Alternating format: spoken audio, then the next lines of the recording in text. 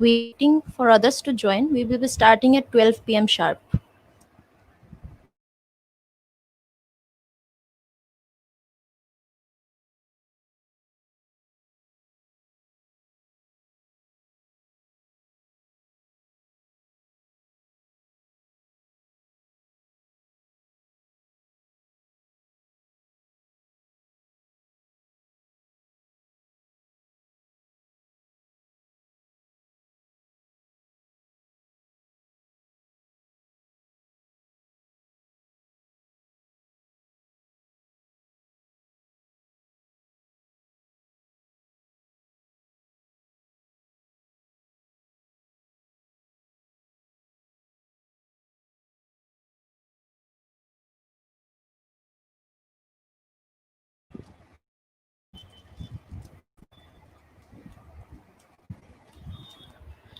A very good afternoon, everyone. Welcome to Kaggle Days Meetup Delhi NCR.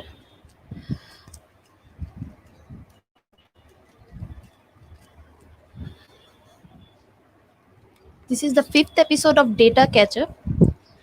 Data Ketchup is a series started targeting mainly college students and people who are starting with data science with an aim to enhance the skills and knowledge of students in the field of data science, machine learning, and AI. The speaker for today's session is Ma'am Tanvi Keswani. She is a data scientist at Ericsson. The topic that she will be covering today is Explainable AI, building trust and transparency in AI. Agenda for today's session: from 12 p.m. to 12:45 p.m. she will be covering the topic of the session, and from 12:45 to 1 p.m. live Q&A session will be there. So I request all our viewers to ask their doubts and questions in the live chat so that ma'am can take the questions during 12:45 to 1 p.m. and clear your doubts. So thanks for joining us. We will just begin this session.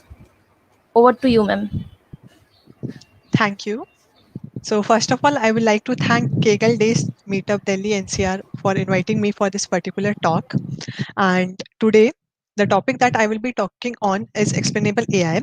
So let me share my screen.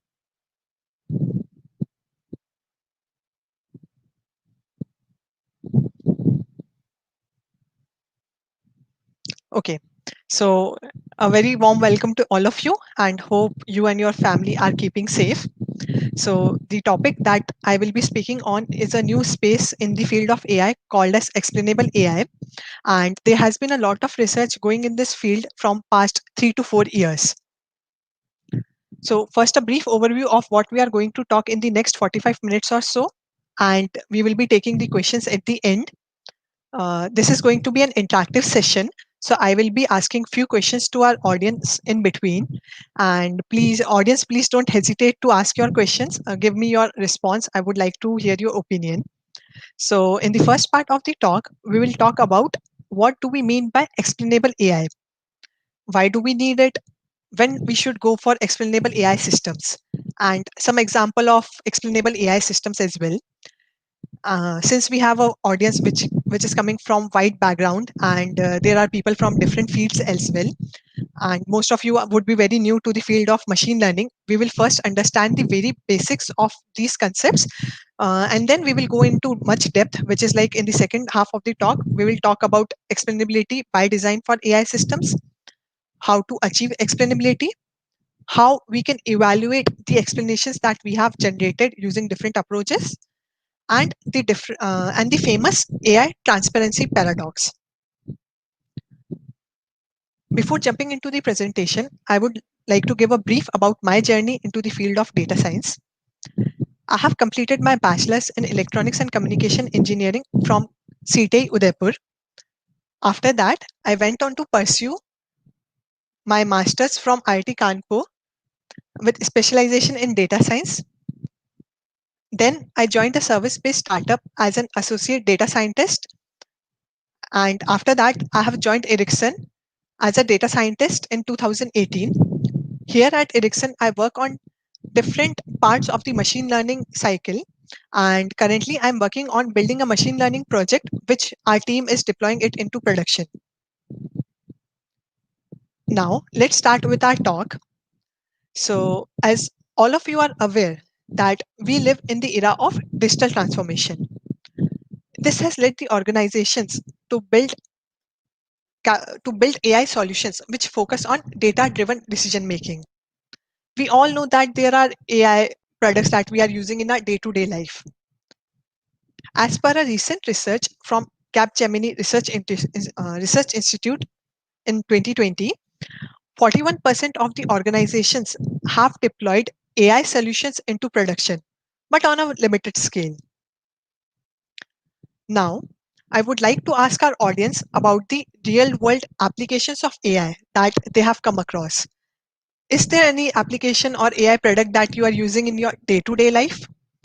Anything, if any product is your favorite? And I will have to juggle between my presentation and the comments in order to see the comments. So please post your comments in the YouTube section. I would like to know what all products have you guys come across? What all AI products do you use?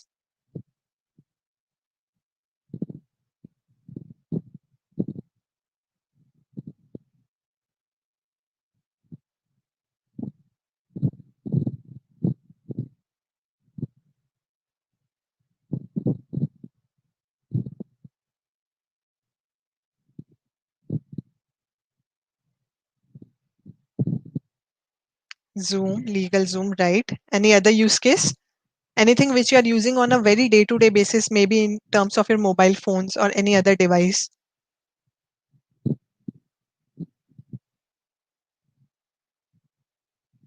NLP based systems, yeah, right.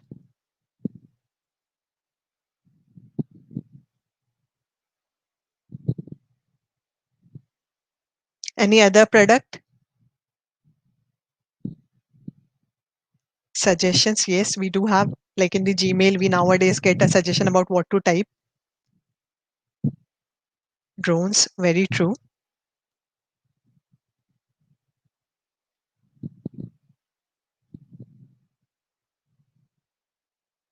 Okay, now I will get back to my presentation. I also have few of examples which are being used in the field of AI in real world. So I have just mentioned few of them, basically like AI being used in gaming, AI being used in the virtual assistants, which is like we have the Alexa, very popular Siri, and the Google assistants that we have. Then we have the case of Netflix movie recommendation engine, which is very famous, and we also have Amazon's product recommendation engine. Then AI is also used in the space exploration, and all of you would be aware about these applications. Now, on this particular slide as well, I have mentioned few more use cases of AI, like AI being used in the field of autonomous vehicles, which is like being used in the self-driving car. AI used in the healthcare industry. AI is also being used in order to provide criminal justice to identify whether a particular person is guilty or not. And then this is also one popular example wherein AI is being used for candidate screening, which is like for nowadays you would have come across this automatic profile screener. Most of you would have been applying for jobs, so you might have seen this particular type of application. Now, my next question to the audience is, do you think there is anything common within these applications which are mentioned on this slide? Any commonality between these particular applications of AI? Let me know in the comment box if you think there is anything common in the applications that I had shown in the previous slide.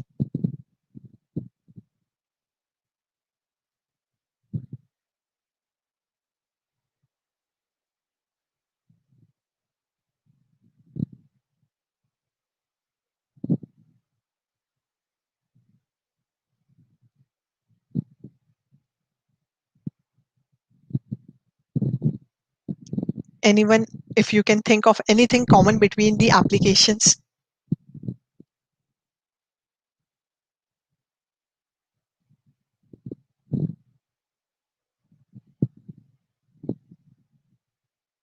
Computer vision problem can be. Anything else related to what kind of decision are they making? What is the impact of those decisions?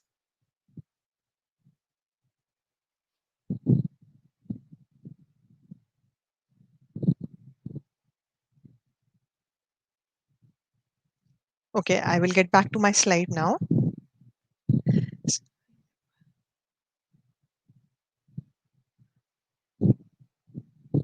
So basically, the applications which are shown on this particular slide, these are what is called as high stake decisions. Meaning, if we use a machine learning system and it gives us a wrong decision, it could be a matter of life or death. Like, let's take an example of the healthcare industry. If suppose we have a machine learning model which is used to identify whether a patient has lung cancer or not, and if the machine learning algorithm wrongly classifies as a patient having cancer as not having one, then this could cause the life of that particular individual, as in because the proper treatment won't be given to that particular individual, since the machine learning has wrongly classified as the patient being a healthy patient. And similarly, the same applies to the criminal justice. If you say that a person has committed a crime and you don't know the reason behind it, you are not able to justify it, then it might cause the that person to be in jail for his entire lifetime. Now, the next question which I have for our audience is that, do you trust the AI systems which you use? Let me know in the comment box with yes or no.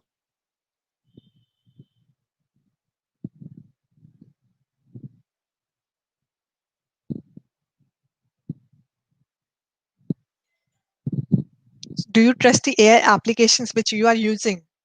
Can you blindly trust it, or do you think you need some kind of justification from the model, like why it is predicting what it is predicting, why it says so?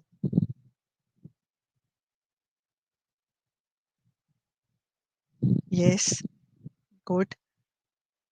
It's not trustworthy as of now, correct. We can't trust it blindly. There are many cases where machine learning algorithms have failed. Not 100% right, not blind trust, right? Good. Yep. Now let me go back to my presentation again. Yes. So I have few of the examples on this particular slide wherein we have seen that the AI systems are not trustable. Like most of you say that it's not 100% trustable.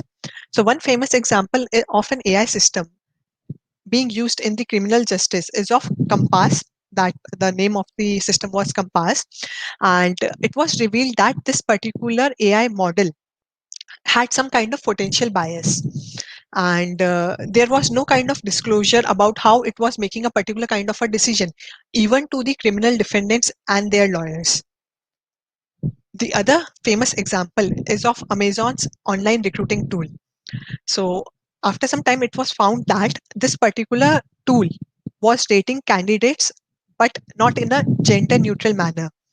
So basically, what happened was a majority of the training data was from male candidate profiles, which had taught the machine learning model to prefer male candidates, and it used to dislike the female candidates. It used to dislike the profiles which had the words like women's in it. For example, women's university, captain of a women's chess club, captain of a women's saucer team, like that. So it was kind of biased towards women. But don't worry, this system is not being used anymore. Another famous example of machine learning is being used in the finance domain. And the popular example which has failed, the AI system which has failed, was of Apple. Apple was using a machine learning system to identify whether to approve the credit card to a customer and what credit limit to set for that particular customer. So what has happened was an individual named Mr. David, he complained that he got 20 times more credit limit than his wife, even though his wife was having a better credit score. So you would have heard about a popular saying in machine learning, which is like garbage in, garbage out. A machine learning model is only as smart as the data that we are feeding it into the model, which means that if our data is having any kind of potential bias in it, the machine learning model is going to amplify that bias. Now let's look into the complex AI system in the current setting. So this is how the complex AI systems looks like. Basically, we pass the data to a black box model or an opaque system, and we get the decision or the recommendation out of it. Now, we being the user, we might want to ask certain questions to the AI algorithm. This could be some questions similar to this, like why did the model output X? Why did not it output anything else? Why can't it be Y? Why it is only saying that the output is X? And how can we trust this particular output? When does the model succeed? When does the model fails? These are the questions which the end user would want an answer to. Now, here I have mentioned one thing, that we have a black box model in place. This is basically, you can think of, with the advancement of deep learning, people have now started using neural network in all the applications. And it is very difficult to explain the output of such algorithm to the end user. So basically, a black box model, you can think of it as a function, which is very much complicated. Ma'am, there is some issue Yeah. with your audio, I guess. Is it breaking? Yeah, Okay, so let me turn off my video then. It might be some internet connectivity issue. Is it better now? yeah, it's better. Okay, yeah. Now, yes. So I was talking about the black box model. Now, basically, a black box model is a function that is very complicated for a human user to understand, and it is very hard to inspect how the algorithm is accomplishing what it is accomplishing, why it says so. Now, let's talk about the characteristics of these complex systems. So, coming back to our healthcare example, wherein I mentioned that we have a machine learning system wherein it tries to identify whether a person has lung cancer or not. In this particular setting, the cost of bad decision is very high. If you trust the ML system blindly, it might cost you your life. So, in all the situations where the cost of a bad decision is very high, we need something else from the model. We need to understand why it is outputting any output, like why it says you don't have cancer, or should you go for second opinion? Should you consult some expert in that domain? Also, it can happen that this particular model has an accuracy of 99%. Still, in that case also, we can't trust the model blindly. The reason being that there is still 1% chances for you to fall in that 1% error range. So the need is that we have to look at this problem through multiple dimensions, from multiple perspectives, not only at accuracy, but also how accurate are our explanations. The algorithm that we are using, is it unbiased? How ethical is the algorithm?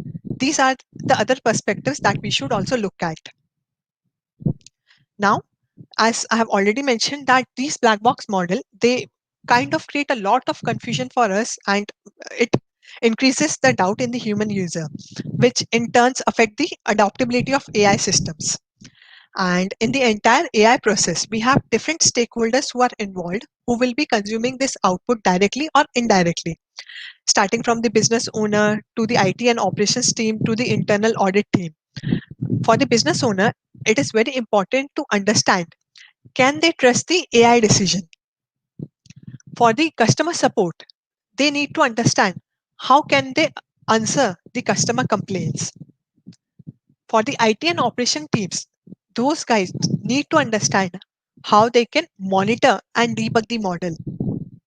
For we as a data scientist, we will always think about getting the best model, how we can improve the performance of the model. Then we have the internal audit team, and these people will be very much focused in order to know whether the AI systems are fair, are they unbiased. Now, let's first understand, what do we mean by explainable AI. So there is an association called DARPA, which is Defense Advanced Research Project Agency in the US.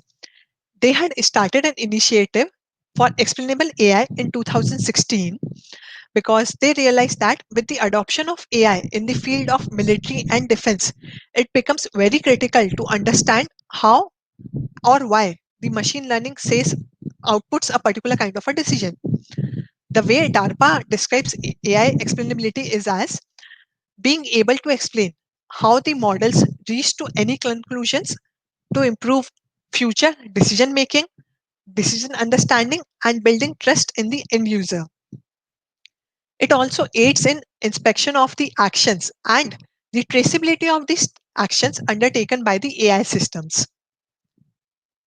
The systems wherein which are very critical, where the cost of making a bad decision is very high, which can have deadly consequences. It is very important to have a significant explanation and transparency. Now let's look into why explainability.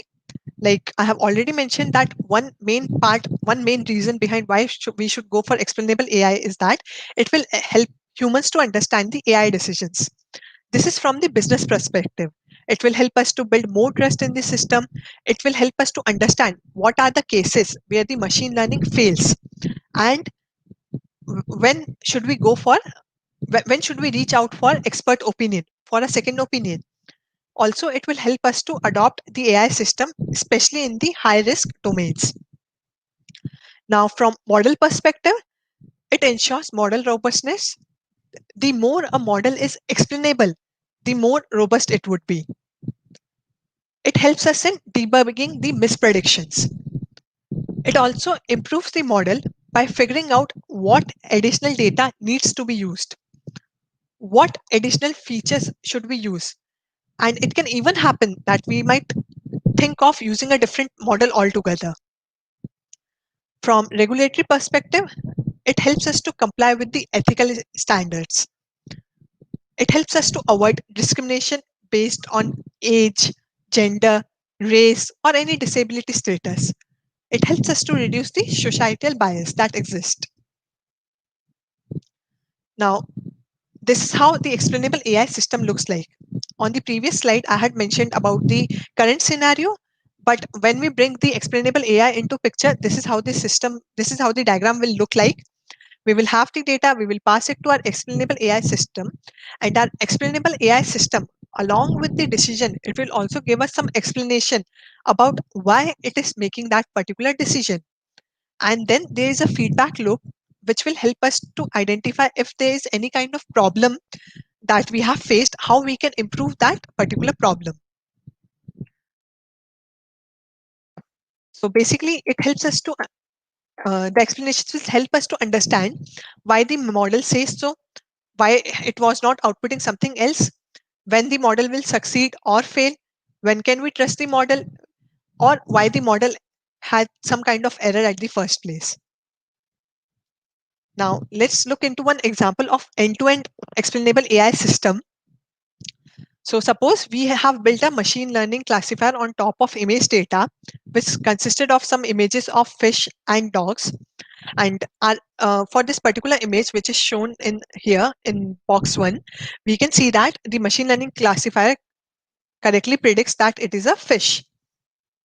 Now, the human might have some kind of follow-up questions. They might want to know why the machine learning algorithm has classified this particular image as a fish. What are the pixels which have caused it to say that this particular image is a fish? So, like we can see uh, in uh, in point number 2, that few of the pixels are highlighted in green. These pixels which are highlighted in green are basically the reason by which the machine learning classifier is saying that this particular image is of a fish and not of any other animal like a dog. Now, again, the human being might want to know which training examples are the most influential to this prediction. So the explanations will give us some kind of images present in the training data, which are very similar to the instance that we have in box 1. And there is also a kind of possibility that the human user or the data scientist might want to have some kind of what if scenario, which is like, what if I change a small thing in my input data, how it is going to impact my output variable. So in this particular case, what happens if we remove the background from the image? So you still see that if we remove the background, still the classifier classifies this particular image as a fish because of the green pixels which it has identified in the image. So basically, these boxes, this box and this particular box, these are called as saliency maps, which helps us to identify the pixels because of which the machine learning classifier has called this particular image as a fish. Now let's talk about responsible AI. famously known as RAI, there are four pillars to responsible AI, which is fairness, interpretability, privacy, and then security. So now when we say fairness, so basically it means that we should make sure that our machine learning algorithm is unbiased, fair, and is inclusive for everyone. Interpretability, it means that whatever explanations we are providing to the end user, they should be human understandable, concise, and could be actionable. Privacy, it talks about how we are protecting a user information. Security, our machine learning model should be safe and secure. There would be chances that there would be external attacks to this particular system. So we should make sure that our machine learning models are safe and secure. Now, there is a famous thing which is called as right of explanation, and there are some regulations related to it. The famous one being GDPR, which is General Data Protection Regulation. It came into force in European Union and its member states, including UK, in May 2018. And as per these regulations, all the businesses working in EU and outside EU which hold personal data are compiled to follow this particular regulation. Another similar regulation is California Consumer Private Act, CCPA, which forces for privacy rights and consumer protections for the residents of California. And there are many more regulations like this in the field of AI, especially in the field of explainability. And these particular regulations focus more on privacy, fairness, transparency, and explainability. As per the as per one of the clause in GDPR, if suppose you are a European citizen and you want to apply for a loan, and you reach out to a bank, and that particular bank uses a machine learning system to identify whether to give loan to a particular customer or not. In that scenario, if the customer has been denied that he can't be given that particular loan, the customer has the right to go back and ask the bank manager why the bank has taken this kind of decision. What is the reason behind that? And if the manager fails to do so, the customer has the right to file a case against the bank in the court. Now, let's talk about explainability by design for AI system. So, as of now, what happens is we have many different stages in the machine learning process.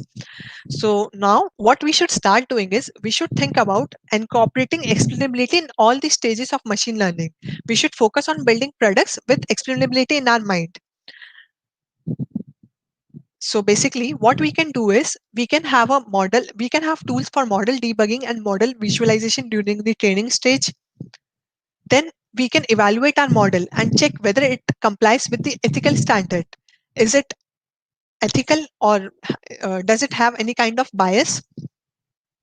Then before deployment, we should have a sign off for our model.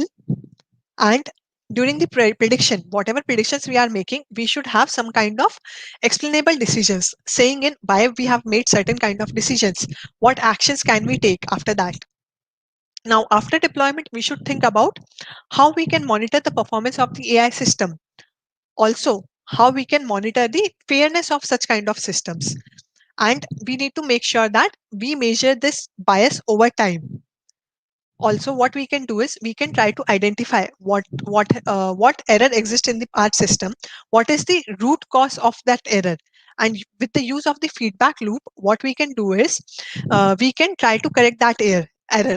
What can happen is there might be some kind of data quality challenge. So if we have identified the root cause behind that, we can go back and look into our data and try to identify what can be done to improve the data quality.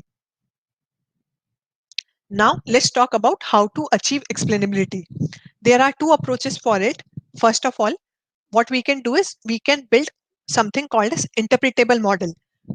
Interpretable model is very simple, which is like what we can do is we can build a model like simple model like logistic regression decision tree. So in industry, you will see many people saying that it is always good to build a simple model. use a simple model, some kind of simple logic might help you to solve your particular use case. It might not be necessary that every time you have to build a very complex model in order to solve your particular problem. So in such kind of scenarios, first of all, what we can do is we can build an interpretable model like a logistic regression or a decision tree. The second approach is what is called as post hoc explanations, meaning that we already have a model in place, which is a kind of a, you can say, a black box model, and we need to explain that particular model output. Now, in this particular scenario as well, we have two kind of explanation. The first one being global prediction explanation, and the second one being local or individual prediction explanations. So global prediction explanation means that we are accessing all the predictions at the same time, whereas in the local or the individual prediction explanation, we assess only single prediction, single instance at a time. Other thing is the global prediction explanations are model dependent, whereas the individual prediction explanations are model agnostic. The other thing is for global prediction explanations, we will look at global feature importance, global decision rules, or partial dependence plots. For individual prediction explanations, we look at the input, the features being used, the influential examples, and the local decision rules. So I would like to add one thing over here is there are many other methods which can be used in order to explain these two things, which is like global prediction or the individual prediction. And there has been a lot of research going on in this. But for the scope of this presentation, we will not be covering in depth about each of these approaches. I will just touch on a few of these approaches in the coming slides. And one more thing to add over here is for the individual prediction explanation, what we are trying to do is we try to identify how much the feature in the data has contributed to the predicted result. Okay, now let's first look into global prediction explanations. So here I have shown one particular method, which is partial dependence plot, which shows the marginal effect one or two features have on the outcome of the machine learning model. The partial dependence plot helps us to identify what kind of relationship exists between the target variable and the input feature that has been used. The relation could be either linear, complex, or monotonic. So here we have taken some example from the iris data set, and we have shown the relationship between the target variable and the individual features present in the data set. Now, coming to the another technique, which was for our individual explanations, the famous technique which is used for doing so is called as feature attributions. So let's first understand what do we mean by attributions. So basically, you can think of attribution as a score which is assigned to individual feature, and what happens is whenever we get a particular kind of prediction, we can break it down into score for individual features based on the contribution that that particular feature had towards the prediction. There are few examples which I would like to talk about. So basically this attribution method, it can be used with any type of data like our structured data or with the images or with the text data. So in case of structured data, what think of a particular example like we have a machine learning classifier in order to identify whether a particular customer will churn. So in that particular scenario, the attributions, they will try to uh, distribute the score among the features which say that a particular customer will churn. Like for example, here in this particular image, we have shown one particular method which is using Shapley values for identifying the feature attributions. So here what we have done is we have shown the explanations which were generated from a random forest regressor which was used on a bike rental data set. And here we show the explanation for a particular record of particular training instance which had these particular values. Like you can see days since 2011, the value of that particular variable equal to 284 for year 2011, and the working day the weekday being Wednesday, and the temperature being 17.5. So what this particular plot shows us is that for this particular prediction, which is the machine learning predicted that for that this particular instance, the prediction is that there are going to be 2409 rental bikes on that particular day, and the average prediction for this particular data set is 4518. The difference between these two prediction is 2108, meaning that what had happened is this particular attribute temperature, it has a very positive impact on our prediction, as we can see from the Shapley value. Also, we can see that the variable humidity, it had a very negative impact on the prediction. The humidity has the most negative impact. So this particular plot shows us the contribution of each feature to the prediction, to the actual prediction. Now, let's look into another example, which is of an image classifier. Now, suppose here also you have a very famous example of classifying the images into cats and dogs. But now you want to identify what parts of the image, what pixels within the image have made the classifier classify the image as a cat or a dog. So in this particular image, we can see the pixels which are highlighted in green are attributing for this image to be classified as a cat. Now coming to another example, which is in the field of natural language processing. So basically, in the field of natural language processing, we come across different use cases like wherein we want to classify our input documents into different type of topics. Like suppose you have some kind of news articles and you want to classify into whether the articles are from sports industry, entertainment industry, or some kind of business industry. Now, once you make a classifier, you want to understand why the classifiers says so. So in this particular scenario, in the scenario of natural language processing, the feature attribution, what it does, it will help us to identify the words which are contributing for certain kind of predictions. So a famous example for this was that uh, there was an email classification problem wherein they tried to classify the email into two topics, atheism and Christianity. So basically, as we can see with the text, with for a particular instance, here is just an example of an email which was classified as atheism. Like we can see 0.58 probability of being classified into the topic of atheism. So what the user has done, they have tried to explain why this particular instance is classified as one. So the method that they have used for doing so is called as LIME, which is local interpretable machine agnostic explanation. And Lime helped them to identify some of the words within this particular topic, which is like posting, NNTP, post, edu, which had made this particular instance to be classified as atheism. But these particular words don't make sense. So what was happening was, in most of the training examples, these words were very frequent whenever the topic of atheism was talked about, which has led for machine to classify this particular example as under the topic of atheism, but it doesn't make any sense. Now, we have talked about what explainability is, why we should think about it, when we should go for explainable AI systems.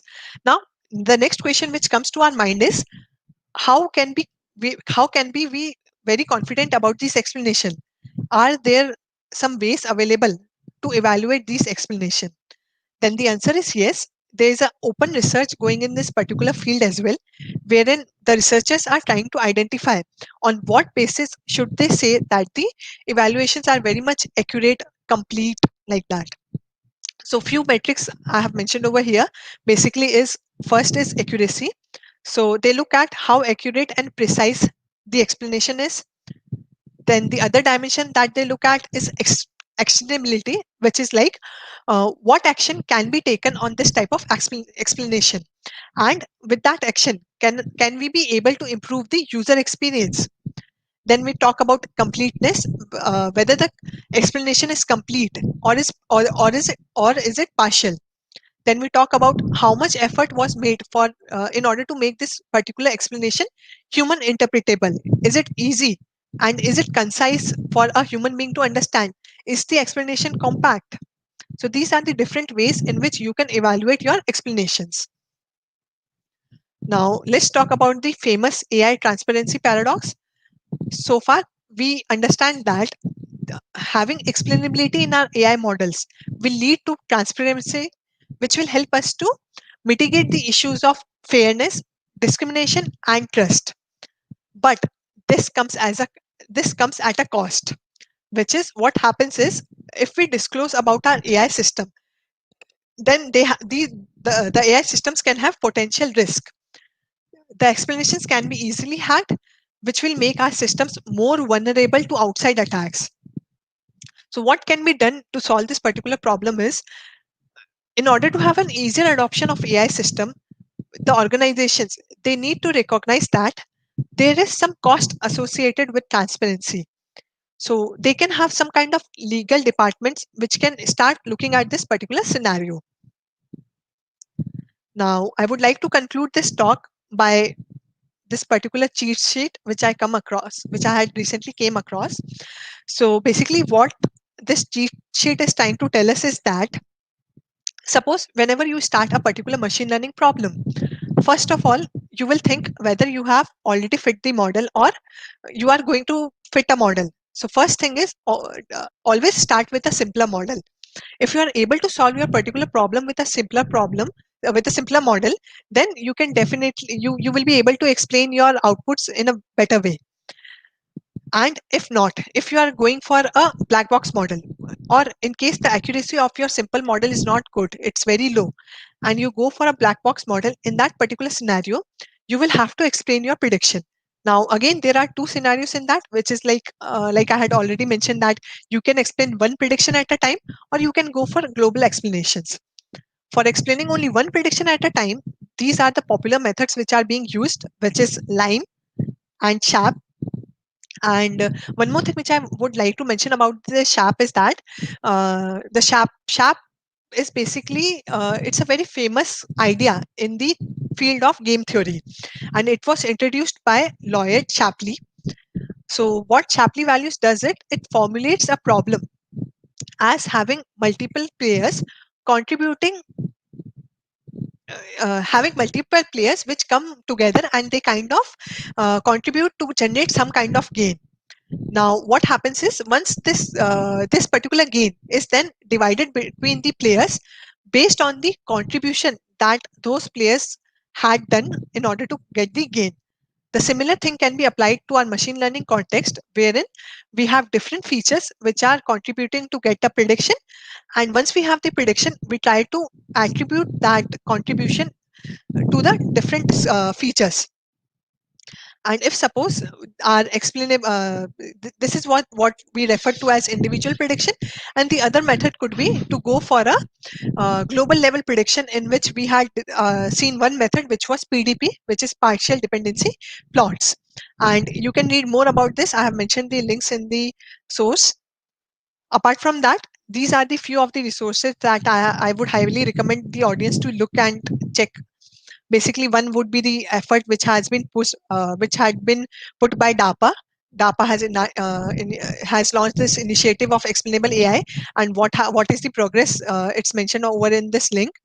Apart from that, you can go and check the what efforts Google has put in the area of explainable AI, and then there are some other references wherein you can understand the how Shapley values are generated, what how they are being used, because these are like in-depth concepts and it would need a few more sessions to talk about such kind of topics.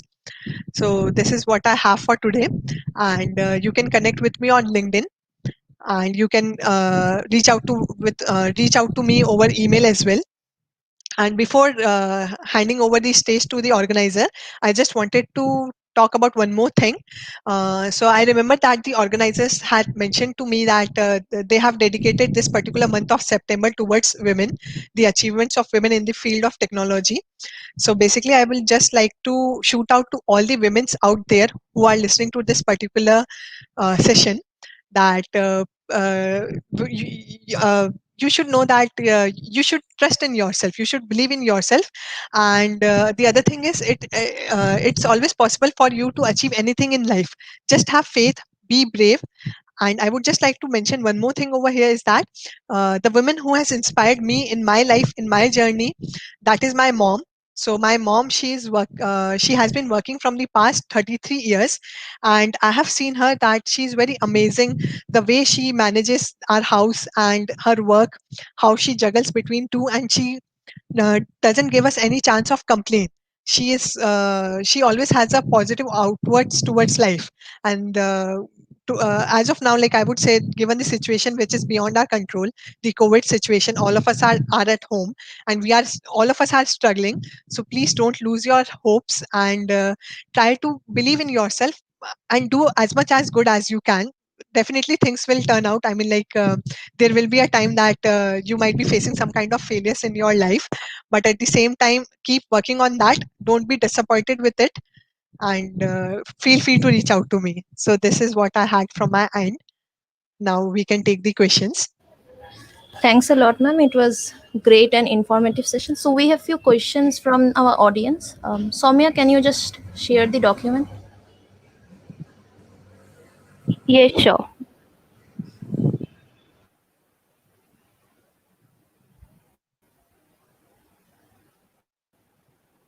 Or let me just share the screen. Sure. Yeah, all right, all right.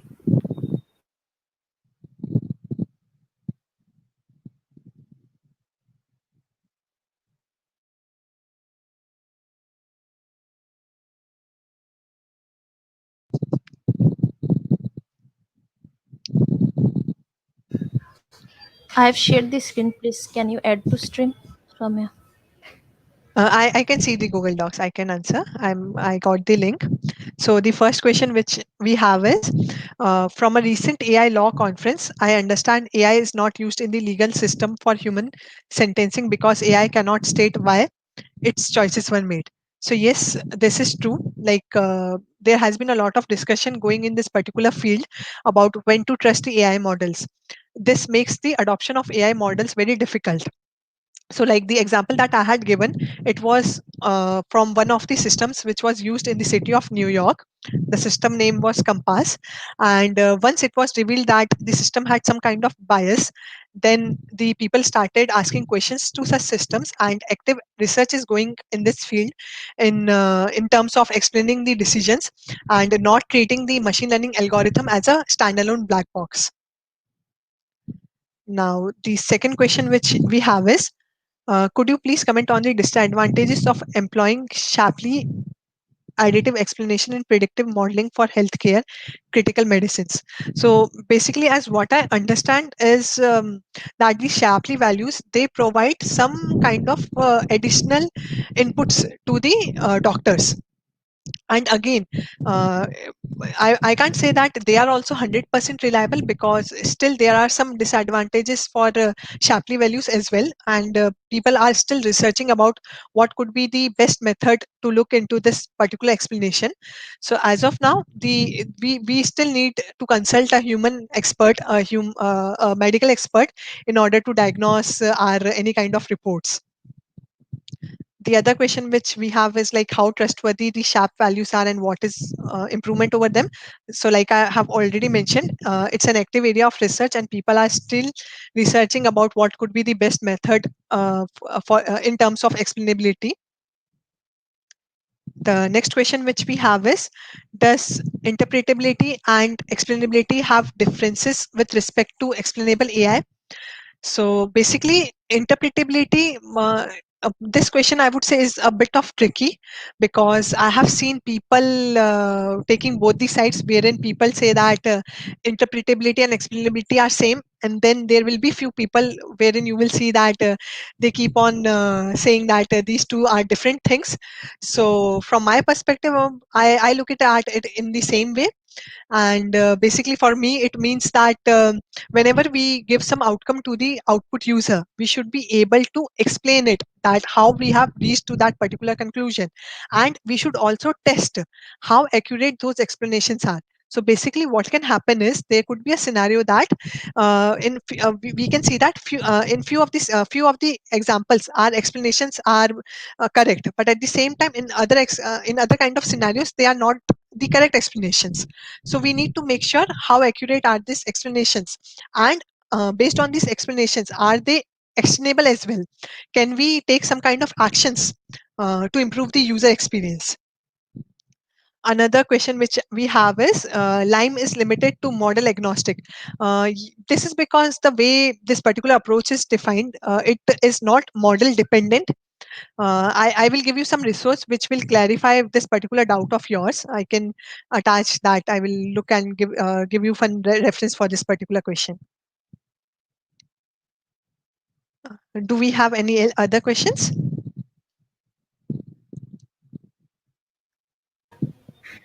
I guess all the questions are answered. And do you want me to share my slides with you guys? Yeah, it will be great that if you share the slides with us. Sure, sure. So what I will do is I will upload these slides on my LinkedIn profile as well, and I will share these slides with the organizers, so people can reach out to them, or you can feel free to reach out to me also over the LinkedIn. We can take some questions offline, and if you want any kind of help in the field of data science, please feel free to reach out to me. Great. Yeah, any more questions from the audience side?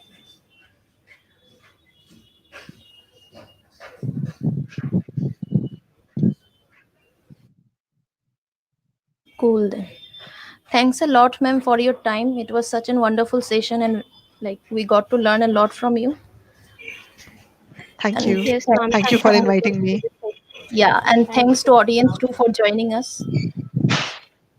So our upcoming session will be um, on check once. Will be on 10th October 2020. It's our 15th meetup, and the speakers of the meetup will be Sandeep Bhattacharjee and Shahul ES. So please join us on 10th October 2020. We have some interesting topics to cover. And thanks a lot, ma'am. Thank you. Bye bye.